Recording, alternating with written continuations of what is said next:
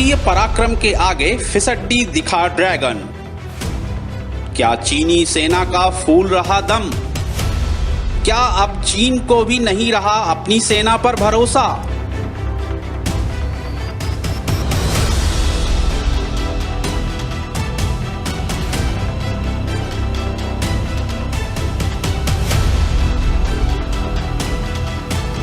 वास्तविक नियंत्रण रेखा पर भारतीय सेना से बार बार मुंह की खाने के बाद न केवल चीन की सेना बल्कि खुद चीन भी भौचक्का है। इस घटना के बाद जहां एक और अंतर्राष्ट्रीय मीडिया भारतीय सेना की तारीफ और चीनी सेना की खिल्ली उड़ाने में जुटा है, वहीं चीनी राष्ट्रपति शी जिनपिंग अपने दांव नाकाम होते देख और अपनी सेना को पिटते देख भारी दबाव में हैं। खबरों के मुताबिक वह चीनी सेना के अभियान का नेतृत्व करने वाले कमांडर से नाराज हैं और चीन की सेना में बड़े बदलाव करने जा रहे हैं। जाहिर है अजय समझे जाने वाली चीनी सेना का खौफ खत्म हो चुका है। अब मजबूरी में चीन को अपने शहीद सैनिकों की संख्या तक बतानी पड़ी। पिछले दिनों चीन की सरकार द्वारा उठाए गए कदमों ने इस आशंका को जन्म दिया है कि चीन को अपनी सेना पर ही भरोसा नहीं रहा। चीनी सेना की नाकामी शी जिनपिंग के गले नहीं उतर रही। उनका गुस्सा इस वक्त 7वें आसमान में है और वह चीनी सेना में बड़े बदलाव की तैयारी में है। जबकि नवंबर 2015 से चीन में सैन्य सुधारों की शुरुआत हुई थी और चीन की सेना को ज्यादा मारक बनाने के लिए बड़े पैमाने पर सुधार किए गए। इन सब के बाद भी चीनी सेना की इज्जत भारतीय सैनिकों द्वारा नीलाम कर दी गई। अब शी जिनपिंग की अच्छी खासी फजीहत हो रही है। हो भी क्यों ना, नियंत्रण रेखा पर चीनी करतूतों के सूत्रधार भी वही थे। उन्हें अपनी सेना से काफी उम्मीद थी, लेकिन उन्हें अपनी ही सेना ने निराश कर दिया। शी जिनपिंग कई साल से अपनी सेना को मजबूत करने में जुटे थे। उनका मकसद चीन की सेना को 21वीं सदी में दुनिया की सबसे शक्तिशाली सेना बनाना था। इसके लिए उन्होंने सेना में थिएटर ढांचा लागू किया। इसके तहत 3 लाख सैनिकों की कमी की गई। चीन ने अपनी सेना को 5 थिएटर में बांट दिया है।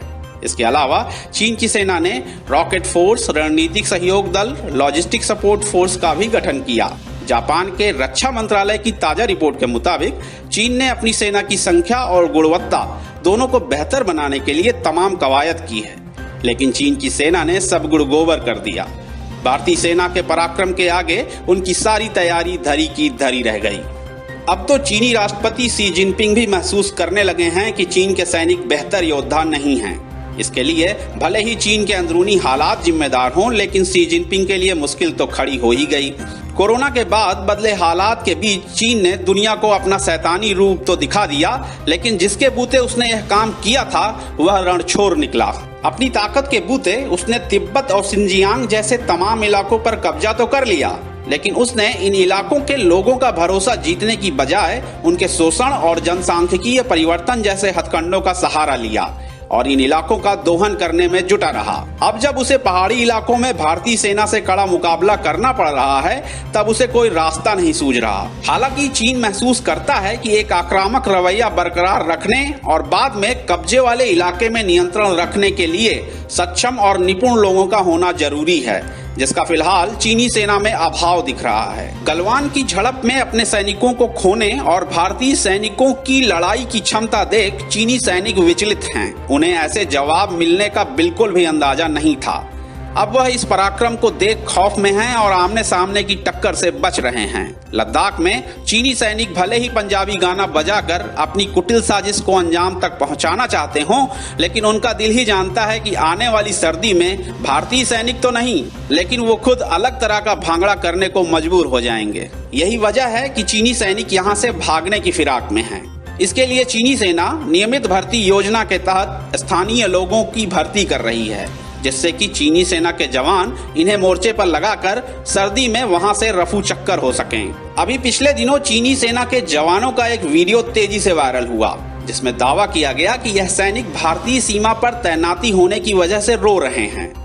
इस वीडियो को पहले चीनी सोशल मीडिया WeChat पर पोस्ट किया गया था, लेकिन सेना की हो रही बदनामी की वजह से चीनी प्रशासन ने इस वीडियो को हटवा दिया। वीडियो में दिख रहा है कि चीनी जवान लड़खड़ाती आवाज में चीनी सेना का गीत गा रहे हैं। जानकार कहते हैं कि चीन में एक बच्चा नीति की वजह से चीनी सैनिक बेवजह की जंग में अपनी जान गंवाना नहीं चाहते।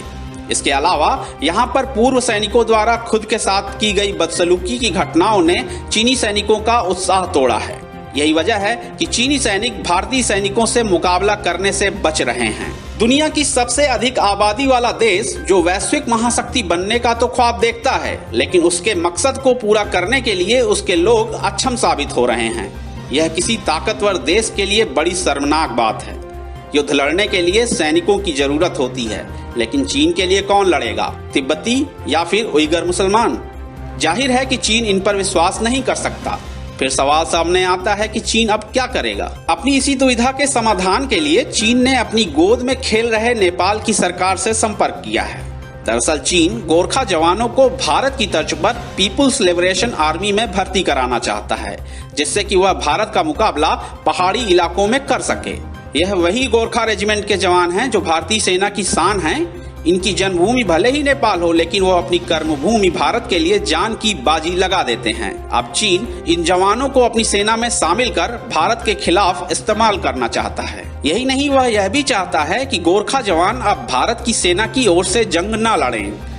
1962 की जंग हो या फिर 1965 की जंग या फिर इसके बाद 1971 की जंग, हर बार गोरखा रेजिमेंट के जवानों ने भारत के दुश्मनों के दांत खट्टे किए हैं।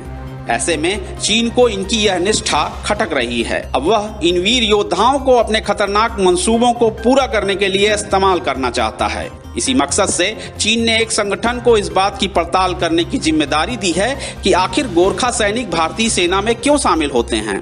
इसके लिए चीन ने इस संगठन को करीब 13 लाख रुपए दिए हैं। पिछले दिनों नेपाल में यह मांग उठी कि भारत चीन तनाव के बीच नेपाली गोरखा भारत के लिए चीन से लड़ाई न लड़ें।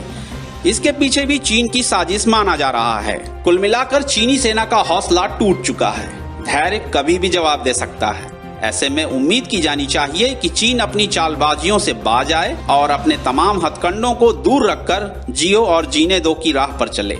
इसी में पूरे विश्व की भलाई है।